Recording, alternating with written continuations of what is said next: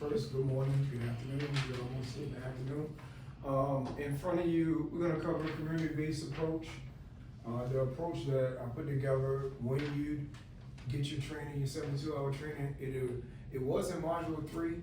It may change because they're upgrading the actual 72-hour training manual.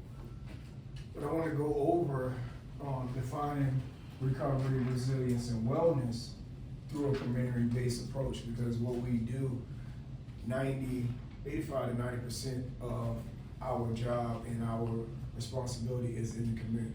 So a lot of times when you go through the 72-hour training, you'll get all this information, but you don't know how to use it. You get all this information, you think it doesn't apply, or it's not, applicable to every individual that's in recovery, which it is. It's just we don't take the time to apply it.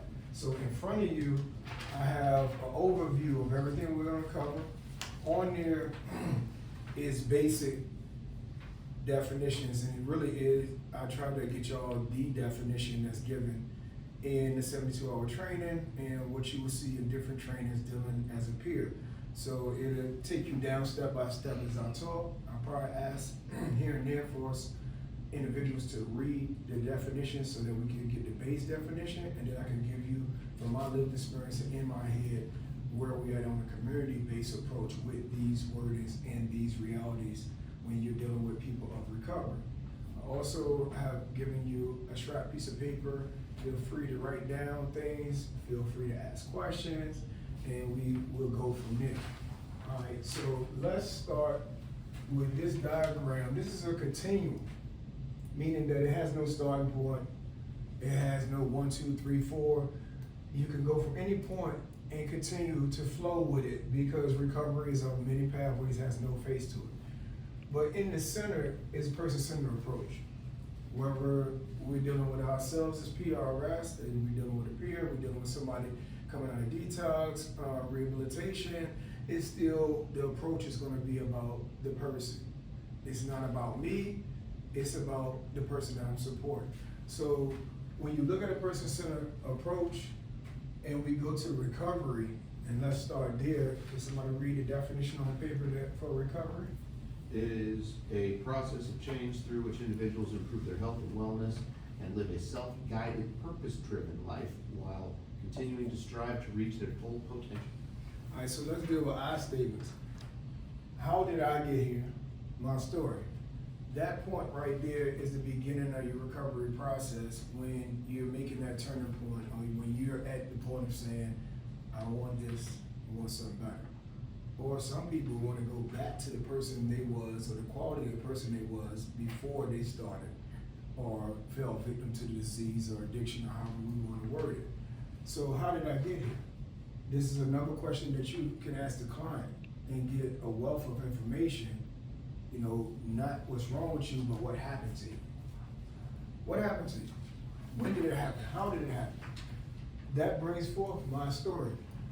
A lot of things that we do in this work field, it deals with the story. When you go to NAAA and people are sharing their story, it's the same as when you're in a person's house, in their apartment, and they're sharing their story with you. You get all the strengths, you get all the starting points, the ups and downs. What am I recovering from? That deals greatly with a person's strength base, because a lot of times it's not the substance but the stressors. So when you're looking at what causes a person to use, what causes a person to result into saying, you know what, I'm gonna go, even though I don't want to take a drink, I'm giving a drink today. And then the snowball effect starts. It may be person, place, or thing. So it may be bills, it may be not being able to provide for children, it may be not being able to pay rent, and we get ready to get put out and I got 4 children. It's a lot of things that get a person to asking themselves, what am I recovering from? Because you're trying to recover from the substance or the mental challenge, but what else are you trying to recover from? So when that question is asked to myself, I have to internalize aspects of me and say, okay, I know I don't want to drink no more. I know I don't want to smoke marijuana no more. I know I don't want to do this no more. But what else takes me to that point? So a lot of times that question has to be asked because recovery comes by many pathways and has many faces to it, you still have to ask that question even though you may or may not know the substance challenge or the mental health challenge that the individual is struggling with or trying to conquer. All right, resilience is a big one. Somebody give me a base definition of resilience. It's the ability to bounce back or rise above adversity as an individual, family, community, or provider. Well beyond individual characteristics of hardness, resilience includes the process of using available resources to negotiate hardship and or consequences of adverse events. Resilience applies to the processing and processes of individuals across their lifespan. This is very important because our approach is a strength-based approach, meaning that we look at where the person is strong at. We look at what's strong, not what's wrong. That's a valuable approach when you're supporting a person or you want to be supported. You want somebody to look into where you're strong at, how you can bounce back, because you're recovering. So how do you bounce back? How did I make it through? If we got an individual that has been struggling with substance for 40 years, how did they make through that 40 years? How did they, because you gotta look at that. That takes a lot of intelligence, that takes a lot of self-preservation, that takes a lot for a person to be indulging in a substance or struggling with a mental challenge for 40 years and then get to a point and say, I'm ready. So how did you make it? And that's a question that you have to ask, because then you see the strengths that lies in that individual, just like you see the strengths that lie within you. How did I make it through the years of abuse? How did I make it through the years of me ducking this, not paying that, being able to, scheme or manipulate my way through these things? So the resilience in this aspect is that you're looking for the strengths within a person. How did they bounce back? How do you bounce back? When you're not able to pay your rent, how did you get through that?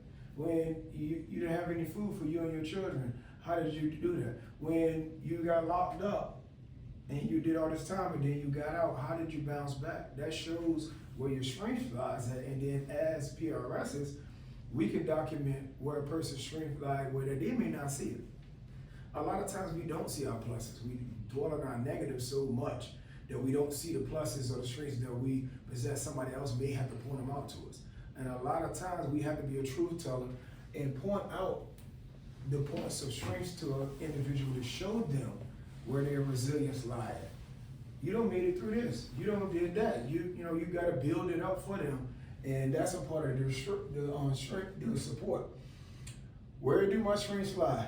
Can anybody in here tell me where their strengths lie? What is a plus, Tony, that you have? What is a strength? One. Strength for me. Driven. You driven? Okay, you're a driven individual. Okay. See, but that's my point. A person may not see that they're driven, but have a track record when you're in dialogue with them that shows that they have a strong drive with them. And you may have to point that out to them, because they may not be looking at that, or they may not can see that in the midst of the disease or in the midst of what they're going through in life. You may have to point that out to them and support them till they get to the point where their self-esteem comes up to being able to have the confidence to say, yeah, I am driven, and yeah, I can do this because I've done a lot more in worse situations. So, that's where I'm going with the resilience and being able to bounce back. See, when you deal with resiliency, it's already activated in emotion. So the person is already achieving their goals and going through their goal planning with you, and they're taking the steps, and they're able to say, okay, I can do this, and I did this, and you didn't even tell me to, and I got that done without you. So we see that. Going to wellness. Who got wellness? Wellness, a state of complete physical, mental, and social well-being, and not merely the absence of disease. Is that possible? Sure. Yes, it is possible. A lot of people read the definition of wellness and they don't think that level of completion is possible. Even with the disease, everyday struggles in everyday life, we have challenges, and we do face different pains, different struggles. So even that goes to when you're dealing with a person with substance use, substance abuse, or mental challenges. You have to find a midpoint. Where is my midpoint? So yeah, I'm gonna have struggles and I'm gonna go through it every day. But where is the point where that I can deal with it and I can keep going, even though it's there? I still have a balance to it, and I say, okay, yeah, still got urges, but go pay these bills. Still got urges, but let me go feed these children. Still got urges, but I want to go back to college. Still got urges, but I ain't with that no more. I don't want to be that part of me anymore. That self I don't want. I want this self. So you have to find a midpoint in a state of harmony where that you're content and you're working towards happiness. You're working towards being able to be joyful when you wake up without the substance. You're able to wake up in the morning and still have the voices, but have a whole nother set and balance where that you know, okay, let me go ahead and do this because we talked about my coping skills, and when I get these voices, let me, have this to counter. That's a midpoint, a balance. But how did I get by?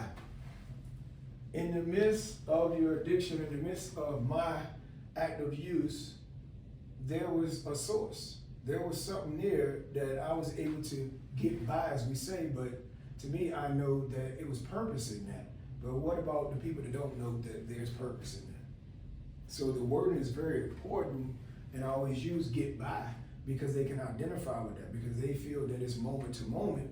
So I'm gonna get by and, saying worry about tomorrow. But I'm gonna get by today and I'll go do this, do that.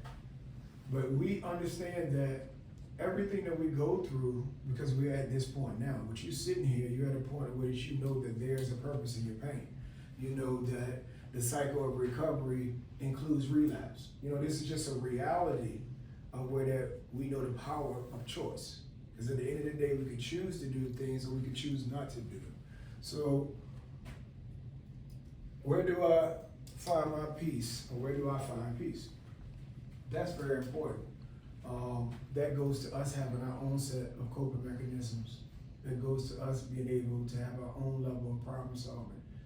When you're able to answer that for yourself, then it's easier to help somebody else find that niche. Where that, we're gonna have chaos, we're gonna have confusion, it's gonna be there. A lot of people think that peace is the absence of that totally. Peace is only the absence of confusion when you have your own solutions. So if you have a means of not falling victim to the chaos, if you have a means of not going and indulging and being able to get it done without the smoke, without the beer, without going up in temperament, going down, without having an emotional disposition of being bitter because you're not drinking, or being sour because you can't go and roll up and smoke. So we have to see that niche in ourselves before we can even get there with a person in a community-based approach. All right, do we have any add-ons, any questions before I move on? Peace for me is the lack of chaos. Okay. That's how that's my definition of peace. Okay. All right. Everybody else good? I guess so. All right. All right. This diagram, we're gonna constantly bounce back here, but this diagram is where I want to go to person-centered. All right. When we look at wellness, you also have 8 dimensions of wellness. This is a valuable tool in our field when you look at the 8 dimensions of wellness, because you got the stages of change, you got a lot of different methodologies, but when you look at the 8 dimensions of wellness, it's on your sheet, it gives you more tools to work with in a community-based approach, because you're getting the totality of the person and their stressors, their struggles, also their solutions.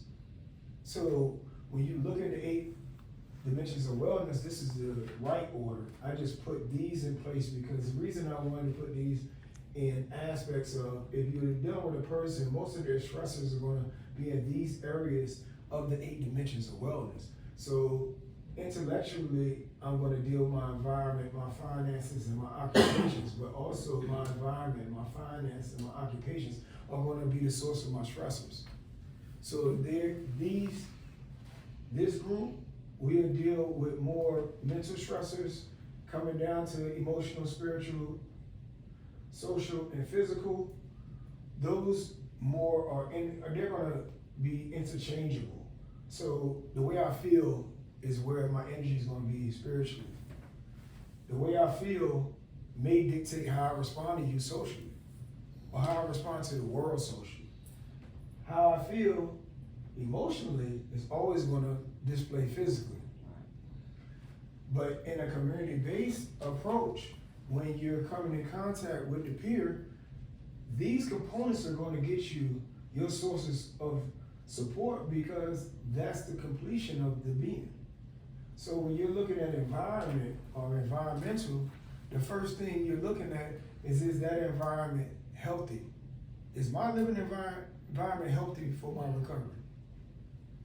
That's also a question you have to ask the peer. Is your living environment supportive or healthy for your recovery? Because a lot of times we may be dealing with relatives and staying with a relative, and that's not healthy for our recovery because of the stressors that's produced by family, the pressure that's produced by family, the expectations that's put on us by family. So a lot of times we may feel, oh yeah, I lost my place, but I'm at a family member's place, so I'm good. But then when you go into that environment, whatever goes on in there, you have to deal with on a daily basis. Also with the peer pressures that come with that environment. On another hand, you may deal or go to a residence with a client, with a peer, and you're looking around and you see beer bottles all around the building. You see paraphernalia in the hallway. You smell it. It's not a healthy environment because it's surrounded by triggers. So when you walk into that environment, you already know whether they're able to go without drinking, and alcohol is their DLC or their drug of choice, it's still reminders and temptation surrounding them because it's bottles everywhere. Everywhere they walk, they see, and then they may see one that was their choice. It might have been their brand. And you're wondering why they relapse when their environment produces aspects that lead to relapse. Also, they may not smoke marijuana, but the whole hallway is smoked out. They constantly smelling it, constantly coming into that, constantly tempted because there's people in the hallway smoking.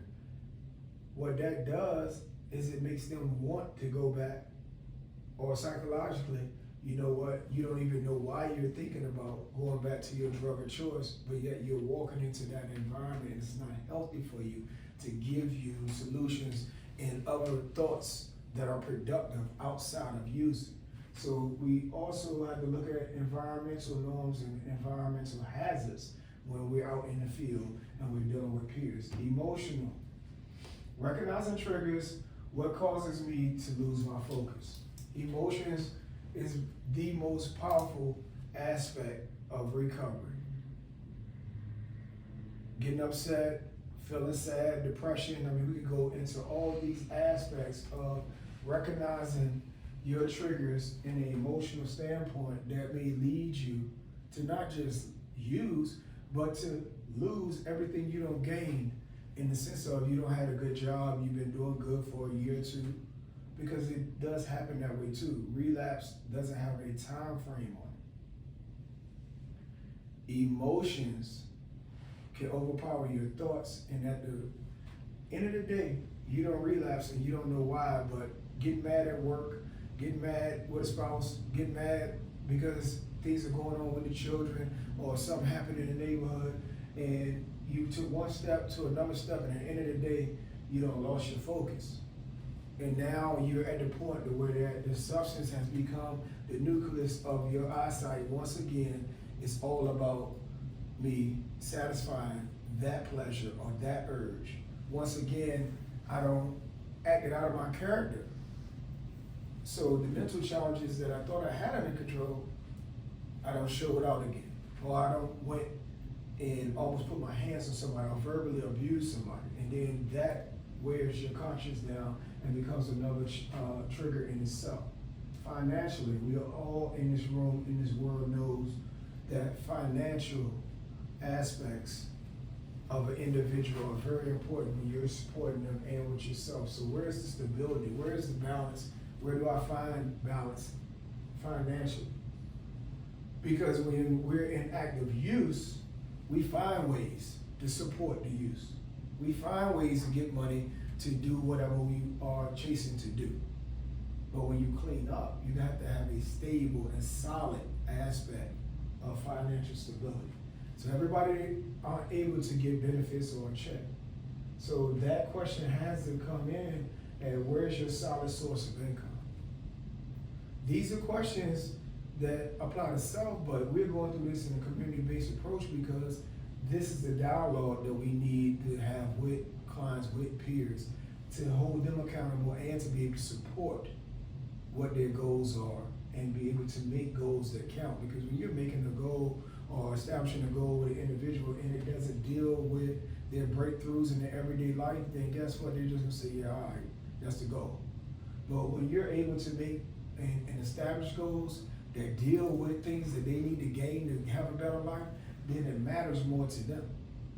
So dealing with financial stability, everything is over. Everything goes back to intellectual.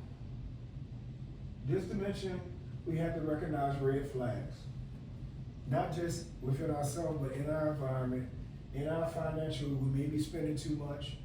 In our emotional aspect, we may not give time to self where we can de-escalate at the end of the day. That's very important. Whether intellectually and emotionally, at the end of the day, you have to give yourself time to unwind. You have to give yourself periods to where that energy is being put into something positive and you're coming down. Because if you're always grinding, you're always up, then that's very unhealthy for you. And self-care is one of the main things that we gotta always deal with us, because we're taking on our life and the ups and downs of our life, plus every peer that we're supporting, plus our children that we have any, plus anybody that depends on us. So it has to be a period within the day that's scheduled for me time, which we're going to touch down here too. But intellectually, I got to know that at this point of the day, I can reflect. Because once you reflect, then you're going to see the red flags within your day. You're going to see the red flags within everything that went on that may or may not have triggered you, may or may not took you out of your focus, may or may not got you emotional, just by reflecting at the end of the day, having that quiet time or that me time to yourself. I used to, before I lay down, have a period of where that I read. End of my day, I read, have the tea, have the quiet time, cut the world off. That was a period where that I was finding a lot of peace and a lot of harmony within myself and able to deal with all the things I had to deal with within the day. But that was also me being responsible when it comes to my self-care. That deals with intellectual. What has my past taught me? That's the reflection. That's reflecting on how did you get to where you're at. And that's also reflecting when you're at the end of your day and you're looking at what happened during that day. And it may be a day that you did get out of your character, or it may be a day that you went through something that you regret or that you want to tighten up on and focus and be able to capitalize more on. Socially, social, how do I express my pain? Do I celebrate my victories? This is very important on both sides, on our side and on the peer side. Before we move on with that, I want to say something about social. We also have to see how a peer likes to express themselves. Because some individuals, when you first meet them, they're gonna have trust issues. So they might like to be social in a written form, in journaling, or write down their goals. They may not be talkative, they may be standoffish, don't wanna deal with you. But it's still other aspects of social other than verbally. So we have to entertain different ways to express. Even, some clients like to go walking, go out to the park, go out to eat. Things of that nature are social aspects. So we can't just look at social in one dimension as far as just talking. How do I express my pain? That's very important. If we have to write it down, if you have certain people that you like to confide in, that's important to display that and say, where, you know, I like to talk to my uncle, and he's the one that I like to talk to. Come on in. He's the one that I like to talk to. He's a person that I like to express my pain to, or I can talk to about anything, because everybody has that person. Everybody, it may not be us. So when a client or a peer, whichever word we want to use, is calling or is up, and you know that you're not that person, we have to be able to reference him or even get in touch with that person. That's another aspect of social. As far as in a group setting, you may have to have other components to help you do what you do, as far as being a PRS and supporting that peer. You may have to have an understanding with the caretaker. You may have to have an understanding with the spouse, you know, things of that nature. Celebrating victories is most important. A lot of times we don't give ourselves credit when we meet our goals. We don't give ourselves credit when we accomplish things. And that's the same thing that we see in our peers. They have low self-esteem at times, and they may meet a goal and just keep moving on. And they may do something that they never did before. Some people never had an apartment, never paid rent on their own. And they come to you and say, I can pay my rent. That is a victory.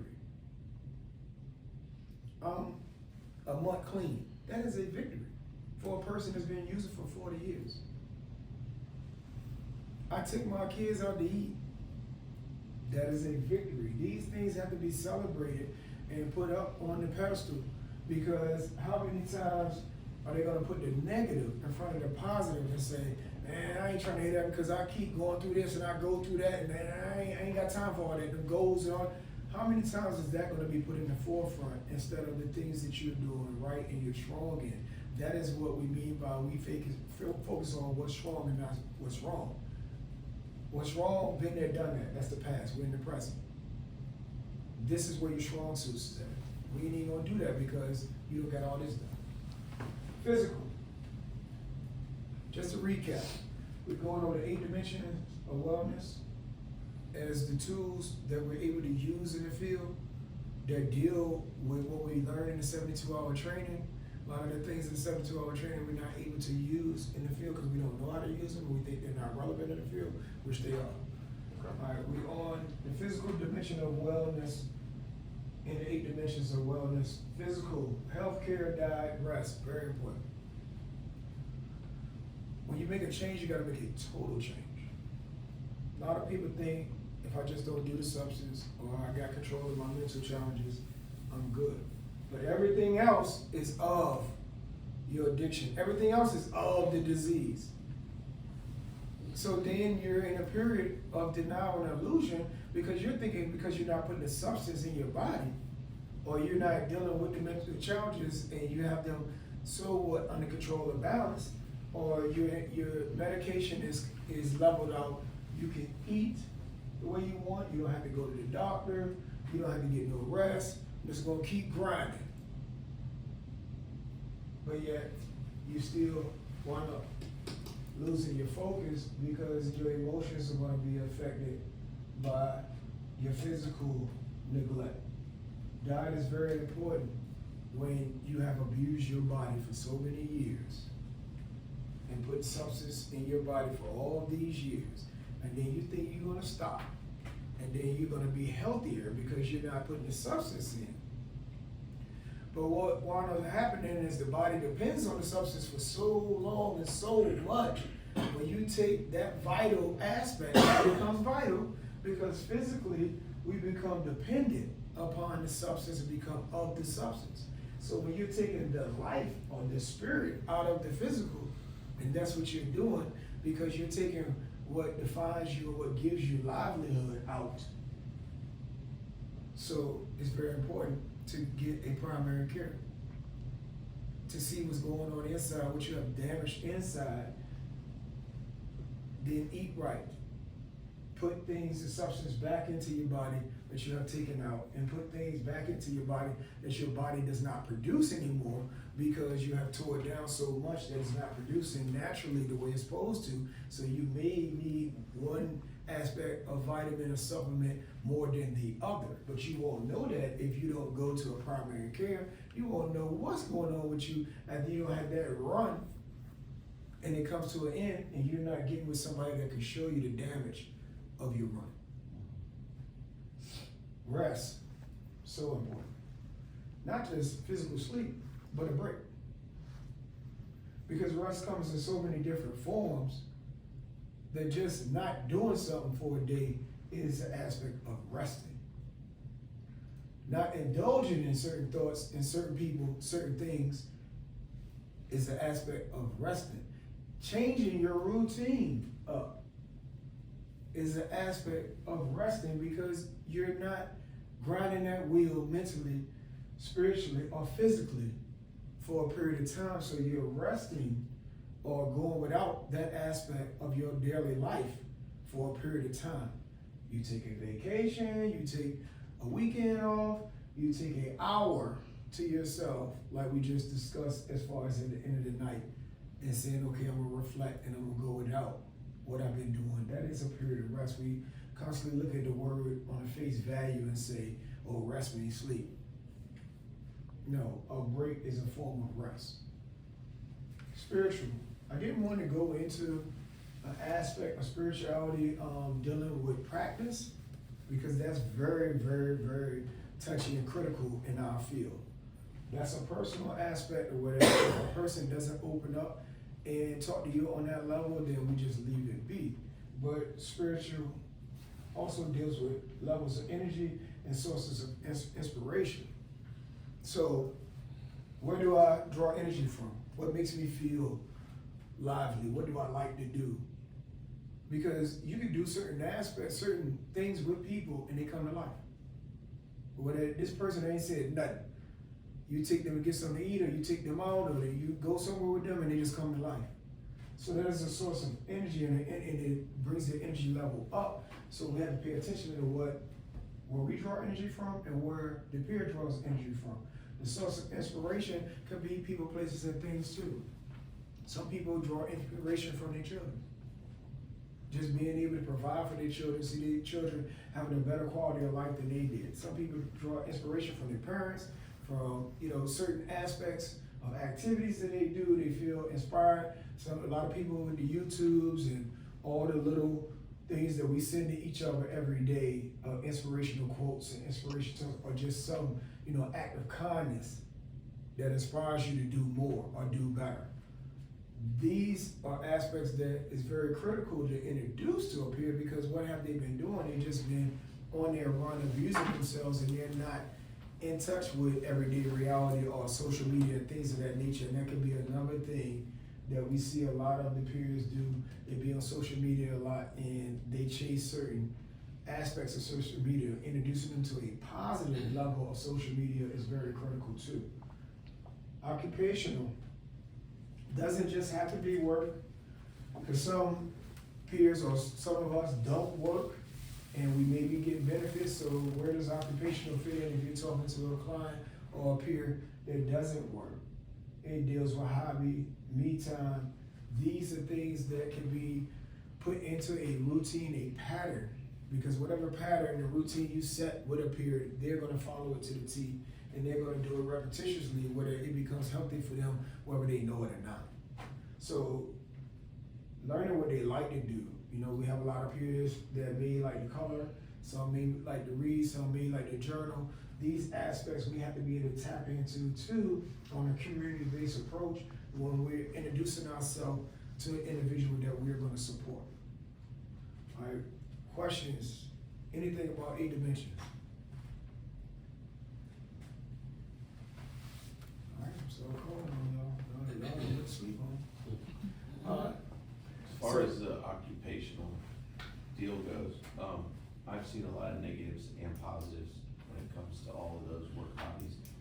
Teaching them what kind of, doing a a real talk with them about what type of music they're listening to or what type of shows they're watching as far as triggers and all that goes has been a huge success for me with these folks. Because they're able to finally turn that knob in the other direction and not be constantly pulling at a trigger. But that's, the occupational deal was a big, huge deal for me with most of my guys so far. Okay.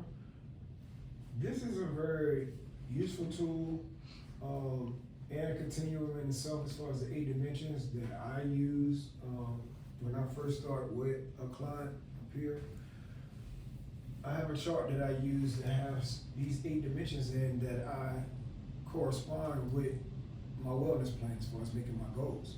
So if I'm looking at environmental, emotional, and financial and coping mechanisms, give me an example of what would be a coping mechanism for a negative environment. To move. Take a walk. What to move? To move, take a walk. Emotional, what would be a coping mechanism? Emotions, if I always get upset, or I'm always depressed, or I just can't get past, my past and the people and what they've done to me, so, I'm always talking about that, and I'm always upset. What would be, let's say problem solving. What would be a problem solving goal for emotion? I know for me, I had to change my people, places, and things. Okay. Immediately. Okay. I had to change my friends that like to party, that like to drink. I had to do all of that. So for me, the emotional thing was to get out of the friends and the stuff that I used to do. Okay. Let me ask y'all this, how does medication compliance affect these dimensions? When you're looking at medication compliance, that goes under your coping mechanism in your wellness plan, and that is one of your objectives and your goals in your wellness plans as far as medication compliance. So if you're dealing with somebody of mental challenges and you're looking at medication compliance or explaining to them about how critical that balance is, because that's what it does, it gives them a balance. And it's very important that you check with them on a daily basis. First thing or second thing you should ask is, have you took your medicine today? But how do you see medication compliance applying to this? That's what they want me. Yeah, that's all. It'll keep them emotional. Yeah. Definitely. Yeah, it applies to all of them. And see, this is what I mean by the person-centered approach in 8 dimensions of wellness. We're not going through the cycle, like I mentioned earlier, a lot of people go to stages of change and deal with pre-contemplation, contemplation, maintenance, and going through that cycle. Okay, that is a cycle, but this deals with the component of the being. So when we're in a community-based approach, first thing we're dealing with is the person. We're coming to the continuum and being a PRS and becoming a PRS. The person-centered aspect is the approach and is the starting point and finishing point with everything that we do. Is person-centered. It's not about me. It's not about an agency. It's not about a neighborhood. It's not about benefits. It's about the person and centering your approach to the person. So when we look at, all right, let's look at PRS. Let's go a little further since y'all not that talking now. Let's go a little Hey, further. real quick, Jeremy, I wanted to say I like spiritual, because I have some clients that are Christian and Catholic, and then I got a client that is atheist. So spiritual, even saying higher power might be conflicting to some clients. So to be True. able to break it down to energy levels and source of inspiration, I just like that you put that. True, and thank you. At the same time, a lot of words are triggering. Recovery language is very important. And that's another reason why it's important when you do go through your 72-hour training, you embed the language, because that's what your 72-hour training gives you, is the language of recovery. So a lot of times we're used to talking the talk and walking the walk that we used to do, the way that we're not empowering them with a new vocabulary and a new way of thinking through the way we speak. Also, where you're at, it'll trigger individuals just by saying or talking or mentioning certain things is triggering. Just like you say with different belief systems, that's very critical. I had touched on that earlier.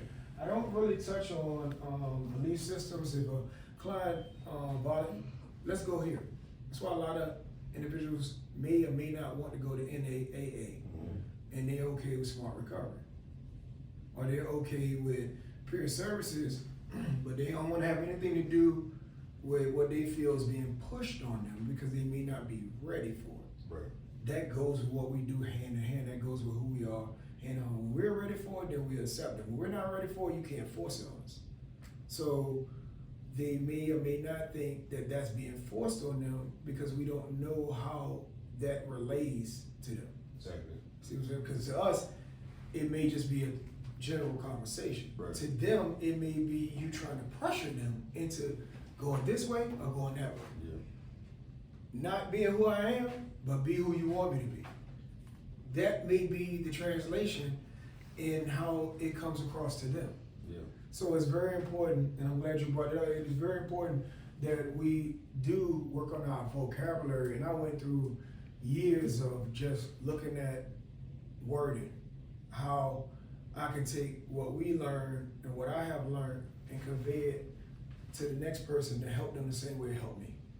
So then that means that you have to learn how to convey it in different means to different walks of life. Different means, come on. Something that popped in my head, when I first started, peer services, I used to ask, the clients, are you going to group today?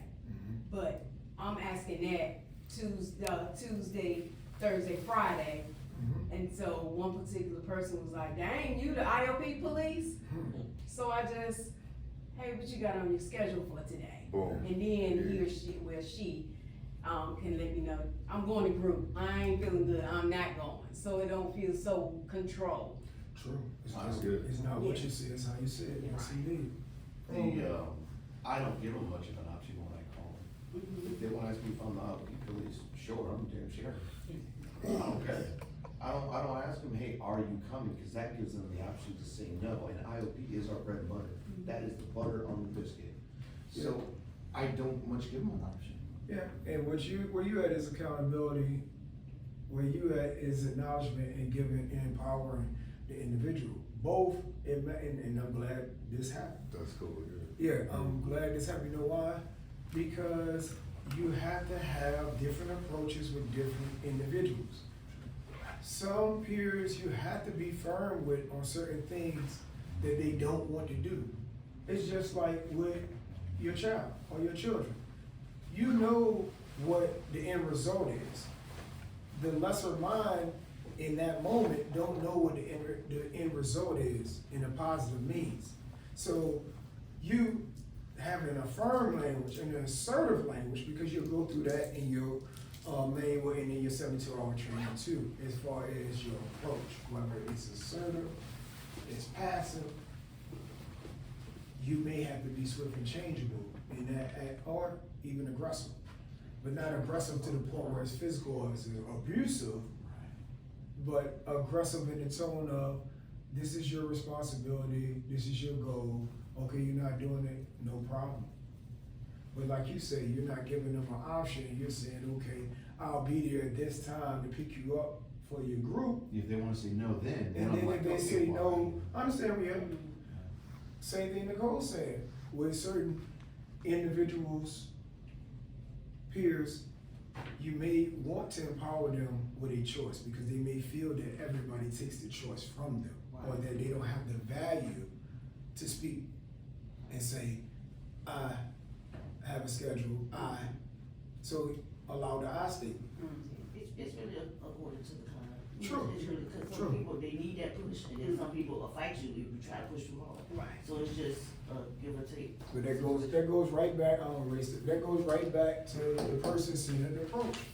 Come on. I was gonna say, then as a peer, so we're getting this kind of framework, this structure on how to interact with clients, but at the same time, we find our own flavor and our own personality kind of mixed in with it as well. Mm-hmm. Cause once you work with a person long enough, they can totally switch up on you. Once when they were fighting you, now they agree, okay, yeah, I'm going, you know, they go with the flow, so it's just. And they can say, hey man, I'm glad you came at me like that, cause I needed that. Or they can say, hey, I'm glad you switched it up on me because I needed that. So very dependent. Yeah, depends. Yeah. That's true. Mhm. But see, that's how it's gonna be though, and earlier, we touched on trust issues.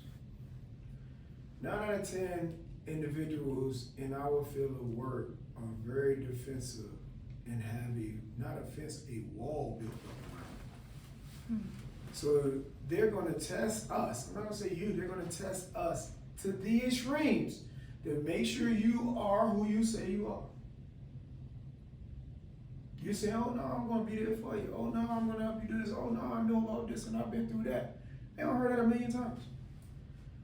So mentally and psychologically and intellectually, they're gonna test to see if you are who you say you are. That goes to peer recovery specialists. And that's where I was at with coming. Let's go and break this down.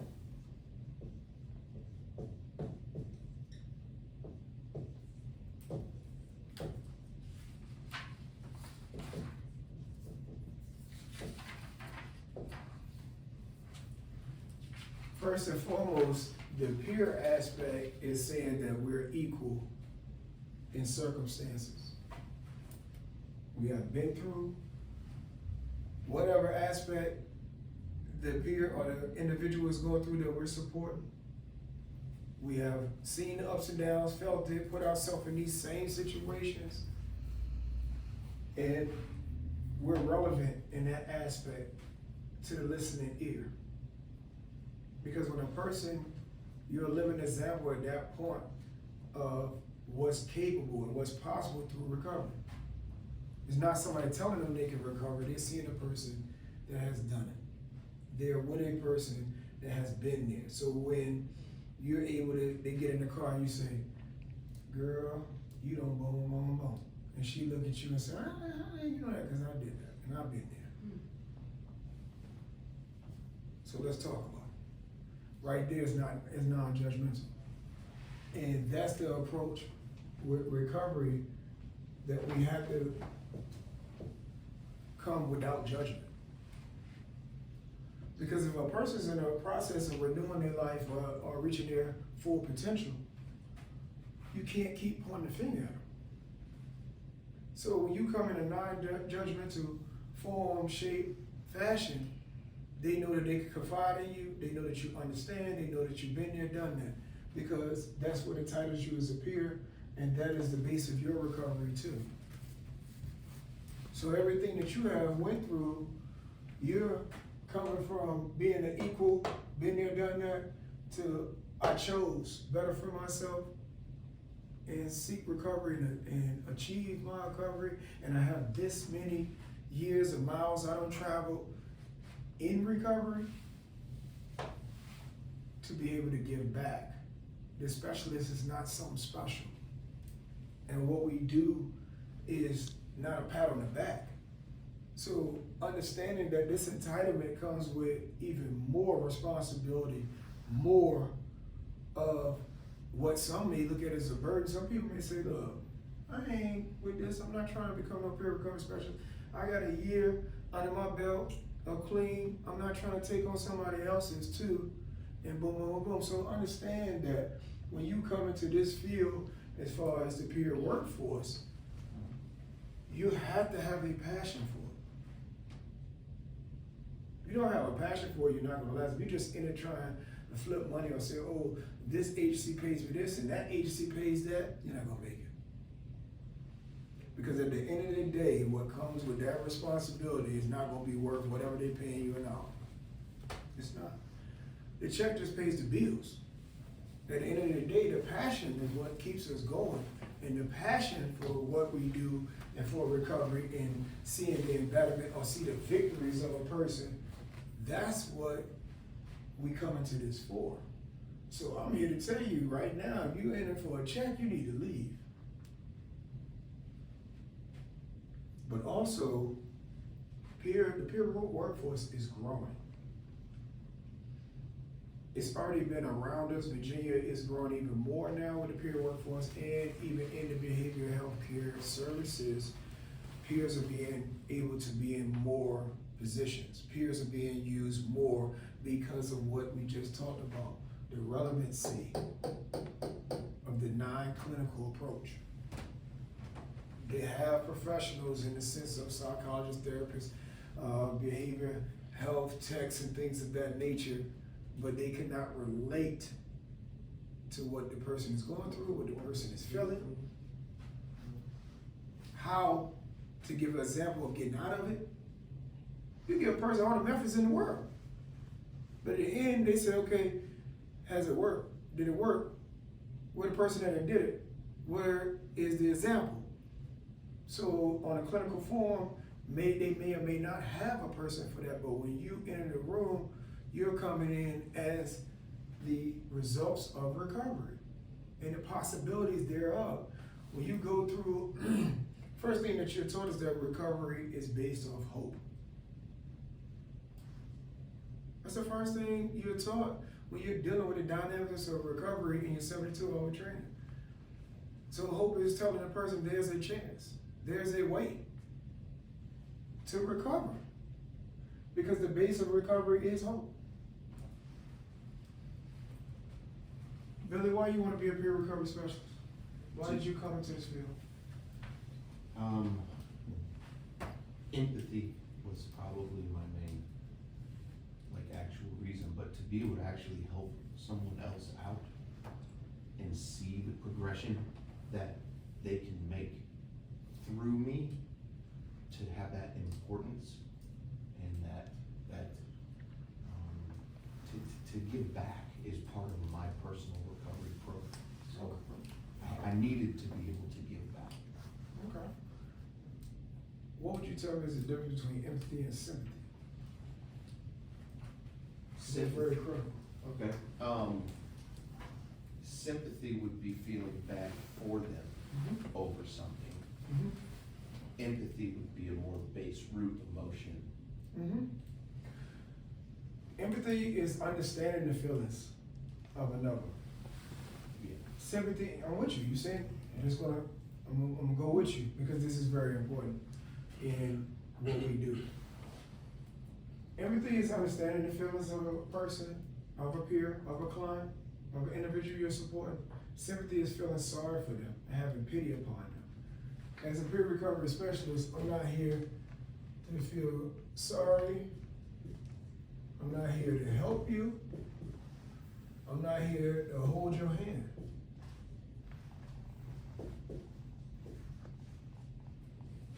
I am here to empower you.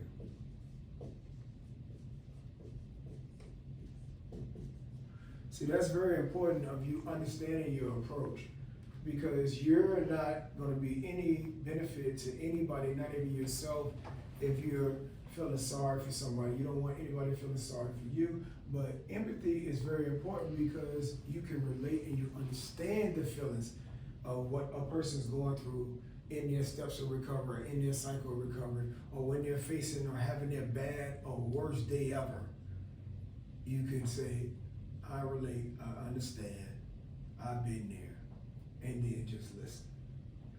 Because the most valuable way of supporting for us is listening. Saying nothing. Just sitting there allowing a person to release and confide in you, and you listen to them.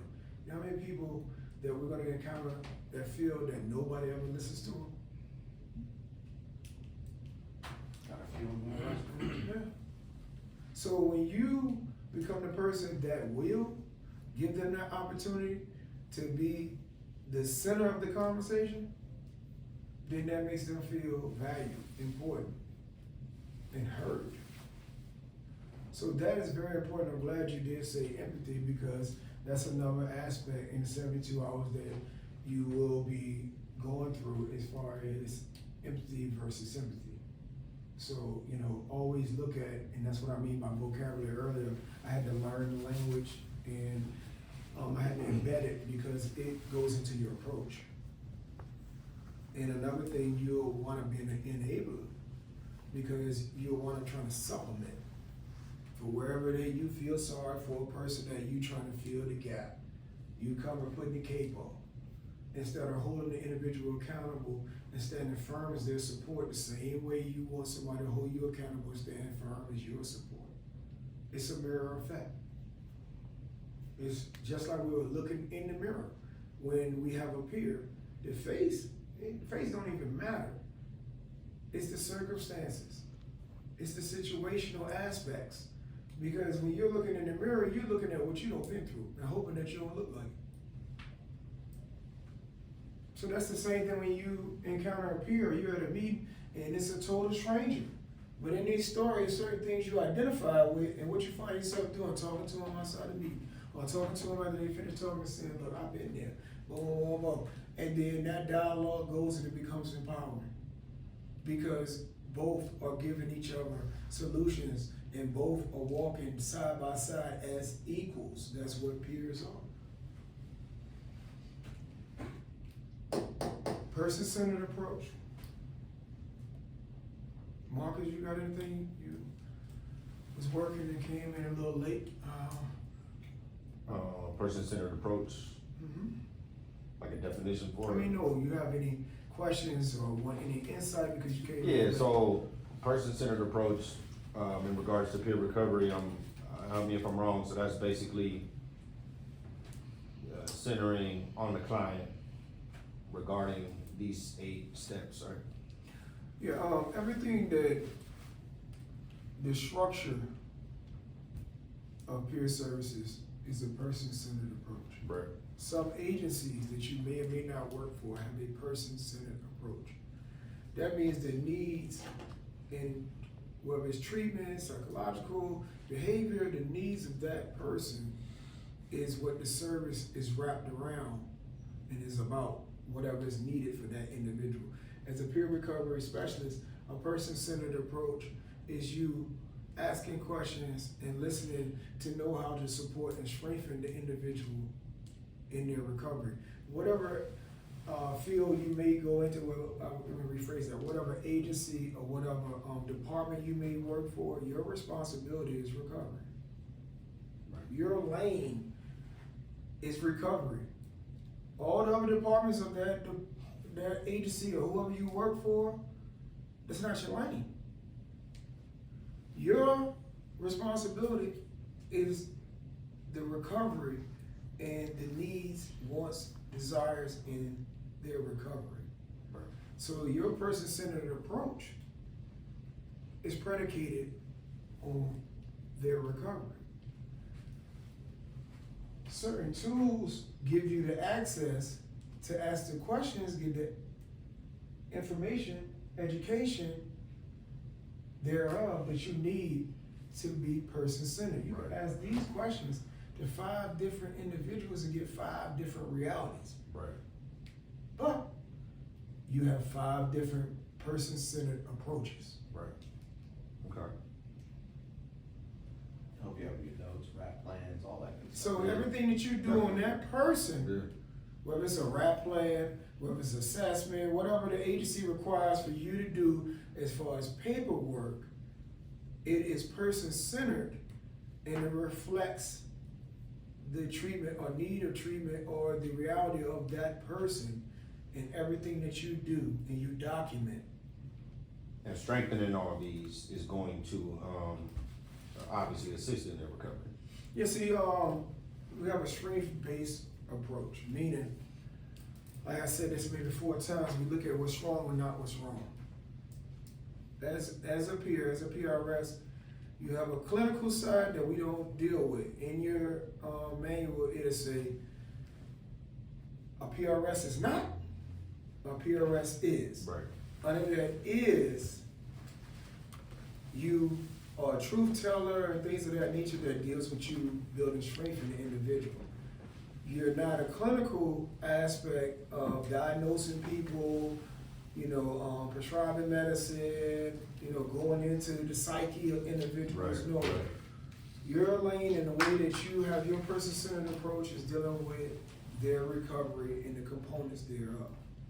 not a therapist. not a therapist, not a counselor. Right. All those are under there. Not a caseworker. Not a caseworker.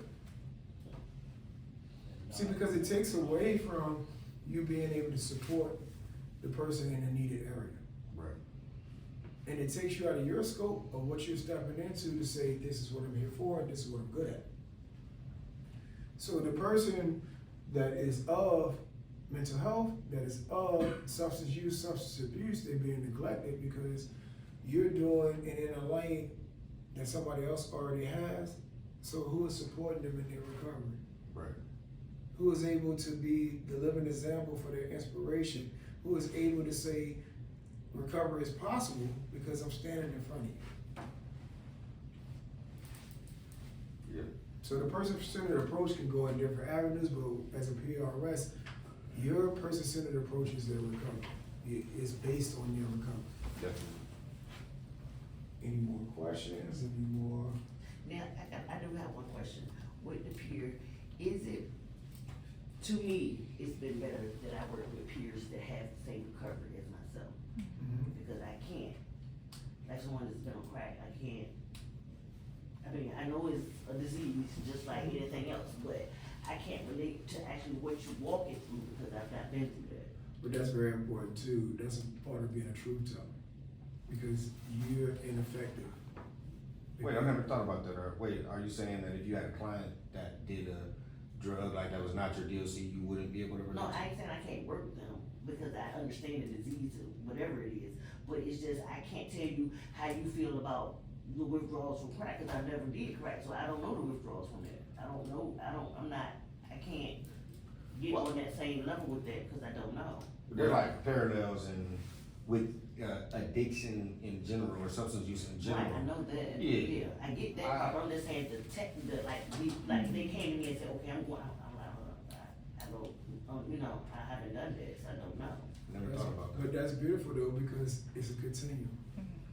Meaning. I can tell you what I did No, from my meaning- recovery. Let me give you this And it though. might be on the same Meaning- level, but I just meaning- don't know the exact. You just said, I'm gonna show you. That's a good Meaning- question. No, and great question, great example, because it takes us right back to what's wrong and not what's wrong. You're recognizing your strong suits. So you're saying I'm most effective this way. I'm strong this way. I'm powerful because this is my strong suit. So that's what I mean by continuum. We're not out of the spectrum. We never out of the spectrum. That's the most important part. We're never out of the spectrum because we're in recovery. So the same thing that I'm feeding to you, I'm feeding to myself. Recognize your strengths. Oh, I know that's not my strong suit. So that's very important. So if you don't feel comfortable going into that engagement, then you're going to be ineffective. So being a truth teller, and this is very important too, whoever you work for in this field, putting it on the table. When you first come in there, I know what I'm here for, I know how to do it, but this is not my strong suit. That's not what I'm here for. Not a counselor, not a therapist. I'm not going to do this, not going to do that in that sense, but in a respectful way, because you're coming forth for a vital and critical aspect of the person. So if you allow an entity, an agency to take you out of that, then you're ineffective as a peer recovery specialist. Just like you just said, you know what you're dealing in, lived experience.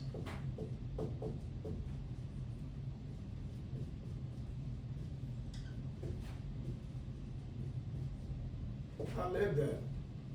So I'm stronger with supporting you because I've been through it. And that's what I know. Up here, the recovery specialist is a person that has lived experience in mental health or, because it could be co-occurring, substance use, substance abuse. So, also,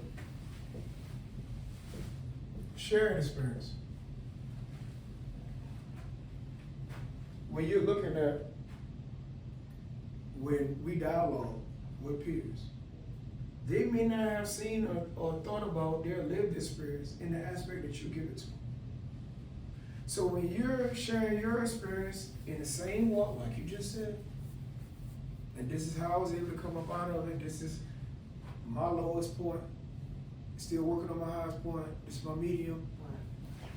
That shared experience, the same thing if you're sitting in a room where that is not your DOC or drug of choice, and somebody is sharing their experience, and you're looking at it, and you're hearing it, and you're taking it in, and it may be a family member, it may be another peer, you're able to relate to some of the things they may have said or you seen, and you couldn't relate to it because you didn't live it, but through the shared experience in a person's story, you're able to adapt to it or see more in it and understand more because of how a person displayed it. Language, again, how they displayed it, and it became much more clear to you.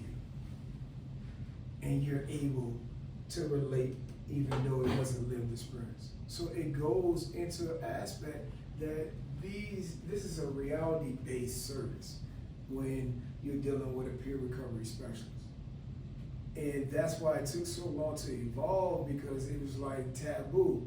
If you have a person that is still working on their recovery, but you're giving them the opportunity to be occupational in that, how does that work? So, you know, it was new, it was foreign, but through the results of it, after all these years, it's coming into play even in more aspects of behavioral health services.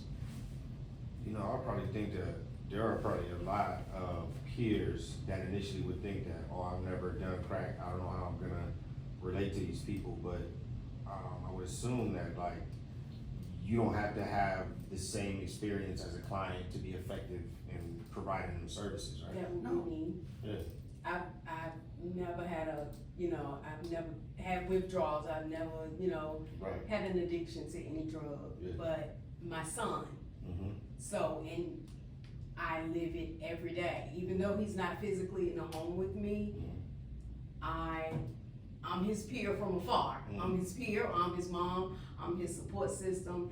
I deal with him every day, and I take what I have applied for him, my shared / lived experience, because I went through it with him, and I apply it to my clients. And that's what they want. They want that support. They want somebody to listen to them, so they don't have a mom to do that. They don't have a sister to go to. And you probably could even say, you know, Yes. I've never experienced this, but I'm here for you, or I'm here Right. with you, or something like And that. I'm here to tough it out with you. Yeah. And How we gonna- I mean, I do that too, because I have one that don't do drugs no more, but then she going focusing on alcohol. I've been there. Yeah. Leaving one drug to go to another one Yeah. ain't gonna get you nowhere. Right. It's just gonna, Yeah. it's the same thing. So I understand that part, but it's just, when you haven't did exactly Yes. what they've done.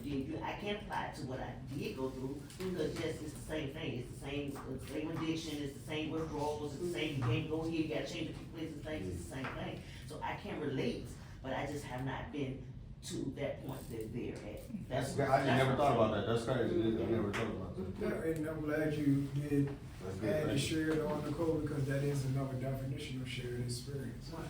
What we have to realize is that, and we may or may not, most of us do, everybody that cared about us, everybody that was linked to us went through our addiction with us. So a lot of times you have caretakers, parents, siblings, spouses. It's like they're doing what you're doing. Because like Nicole just explained, every day they're right there with you and hoping for the best. But at the same time, the wear and tear and everything you're doing is wearing them down, and it becomes 8-dimensional just for them too. Every aspect of this that you go through, they go through, and you're putting them through it. At the same time, the people that we support, and that's what I meant in the beginning, if you don't have a passion for this, everything that they're going through, we're gonna go through. Because we're supporting them every step of the way. You're with them through their trials, tribulations, and challenges. So it's just like having a family member, or it's just like bringing your family members through your run, your walk, your journey to recovery. But all that we may look at as negative is a part of the process, because it's a continuum. One great thing that I always looked at about the stages of change is that relapse is included. And the reason I always liked that is because to me, it was more reality based. When you're sitting there saying that relapse is not an aspect of recovery, then you don't know anything about that process. And a relapse might or may not just be indulging in the substance or your DOC again. A relapse may be indulging in the behavior, in the thought patterns, verbally. All these aspects are you going back to what we was dealing with down here with physical, when I say if you don't change the total aspect of your being, take away everything that was connected to that way of life. People, places, and things. Always people, places, and things. So you have to change the people, places, and things. That's, you know, anything in life, whether you want to reach another level, sooner or later, you're gonna have to leave the people and places and things that keep you on that level alone to be able to reach higher heights for yourself. So that, once again, goes back to this being a reality-based responsibility. I'm not gonna say service, I'm not gonna say occupation, but responsibility, because when you take on this duty, you are responsible for everybody that you support. Where we at? Come on. So my home group, my home AA group, which is the drug that I switched to when I stopped doing my DOC, was highly against me doing this in particular job because they were in the old way of thinking. And that it was serious. Like, they ganged up on me, sat me down, put me in the middle of them, and was like, yo, you're going to be going through your recovery for as long as you live. You're not gonna be comfortable with it for X amount of time, but you think that you can actually help other people. And the way that I help other people, no matter what their DOC was, whether I've done it or not, which there's a lot I haven't done, but there's a lot I have, is going through the core of all of the coping mechanisms. If I can teach them coping mechanisms, no matter what their DOC is, then they can cope with it. And hopefully we're not having to deal with a whole bunch of, you know, shakes and withdrawals. Hopefully they've already done that. Yeah, that's like they'll get out of treatment and then they get. Yeah, right, exactly, yeah, they should be out of treatment and hopefully we don't, but sometimes we're gonna have to, but typically we take them back to a center if that starts to happen. Yeah, right. One key thing that we have touched on in that conversation is substituting. And that comes in many forms, and we have to pay attention to that. And it takes me right back to physical and eradicating that whole lifestyle, because you'll see some people will say, oh, I don't drink anymore, I don't use that substance anymore, but now I just smoke, or I get some cigarettes, you know. And what that does is that you wind up going from abusing one substance to abusing the other. And when you're dealing with things that alter your emotions, your moods, that has an effect on your social, your intellectual, of course your finance, spiritual, occupational, all this is affected by any mood altering substance. But also what we do, and we feel that it's a positive, is that if we don't change everything, we'll wind up eating too much, obesity, See, that's when you got. depression, laying around, You got high blood pressure. laying around, not exercising because you feel that you're depressed, or you just in the slumps because you ain't had a drink, you ain't had nothing to smoke. Healthcare. So we want to substitute in those aspects, and we may think it's a positive thing because we're not dealing with the DOC or our drug of choice, or we're not, we even see that with individuals that's medicated. The medication may not be regulated right. So they're constantly taking this medication, and it's either taking them too low or too high. And we have to recognize that, and they're just constantly abusing that medication because they are able to take it themselves. So not only do you ask, have you took your medicine today, you pay attention to how much medicine they're taking each day. Because they can be abusing that in a substitution manner, and it's having a whole nother negative effect. Like some boxing. So like some boxing, bingo. Big time. Yes. When we see these things, we're able to recognize the warning signs, the triggers, and the red flags. But yeah, we're on the point of talking about substitute. I went through that early in my recovery. I went from drinking alcohol every day and smoking marijuana all day and drinking to coffee and Black and Miles. Black and mild. They worse, they I'm going to then 3 packs of blacks a day. Pack of blacks? And drinking coffee all day. But I'm thinking, It's better than what you was doing. So then that's the question. it's better than what I was doing. But what effect is it having on my body? See, this is how you support though. This is where we're at in these different dimensions, because you're able to educate on a level that a person is not thinking like that. They're thinking, okay, I don't do drugs no more, so I'm good. But what are you doing to your body with living like this? Cramming all that sugar. All that sugar, And the black miles to your lungs, to your body, period. To most people with cigarettes. They'll start all this substance, but they smoke all these packs a day. For vaping. And then vaping, we didn't even get into vaping because vaping is affecting the youth now. So, that's another thing that we will and we can get into as far as generational. It's another thing that we see and that we understand that, I am a generational drinker. I don't have so many people in my family die from drinking. My grandfather on my father's side, all the way to my father, my uncle, and aunts, they're all alcoholics. And then I want to become one. Same thing when you may see drugs of choice being passed down by family members, being introduced through family engagements, family interaction. This is what I mean by this is a reality service.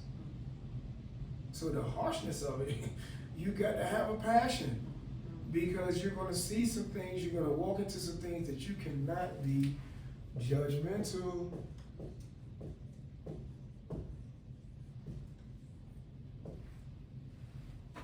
We have to have a non-judgmental approach, as we're not going to be able to support. We're not going to be effective if you're going to sit there and point the finger and then you're reversing it, you're looking at what's wrong.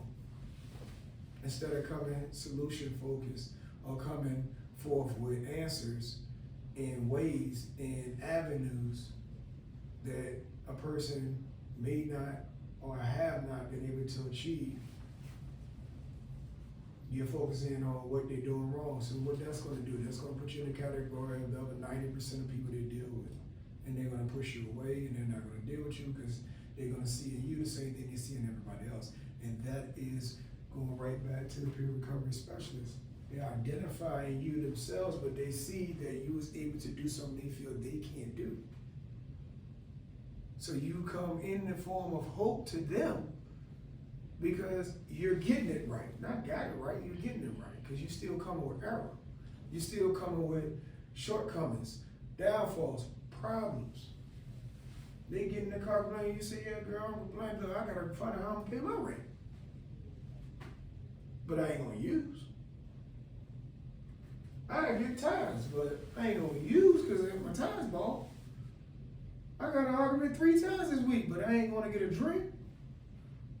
Excuses. Yeah, but not just excuses, realities. Yeah. Realities. And that's what I'm speaking on.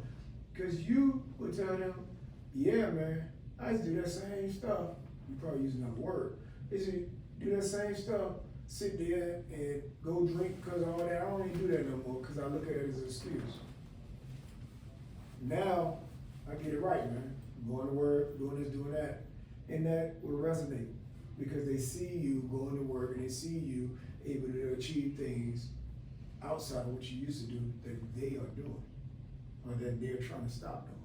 So yeah, I always say, focus on solutions, not excuses. That is where you're at. So I understand. But it's how we word it. It's how we convey it to the peer.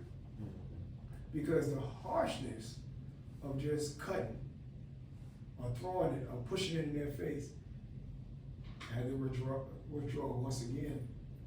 And then you gotta put in a lot more work to get them to come out. So the language is very important and very critical on how we convey things. I ain't telling you not to be firm, because like we discussed earlier, some individuals require firmness is you being assertive, aggressive. Some have to have a passive approach.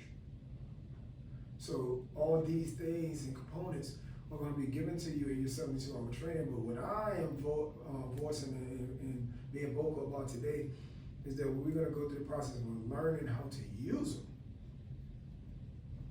Because a lot of times you go through these formalities and say, oh, I'm gonna go through 72 hours because I got to. And I'm gonna get that under my belt because I got to. And then right when you get that stamp, or they go to the side, then you back in the field or you doing things, and then you turn around and say, you know what, I could have did that better. And at the same time, let me tell you something, addiction never stops. So we have to be able to bring forth solutions at the rate of addiction. The same speed they chasing, the same speed that is calling them, we gotta be able to be there at that rate and at that consistency with solutions, with alternatives. So you have to think that way because that's how it works with us. Addiction never stops. I'm going on 24 years. You think I still don't think about drinking and smoking? Yeah, I do. I'm approaching 24 years clean.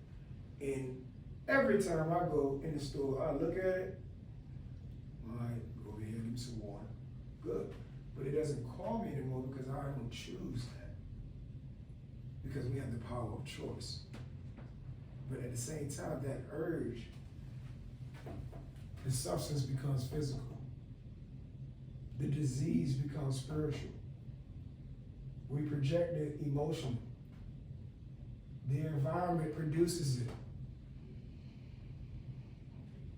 So these components are just one of many tools that you'll get in your 72-hour training that we're gonna learn to apply in our everyday community-based approach.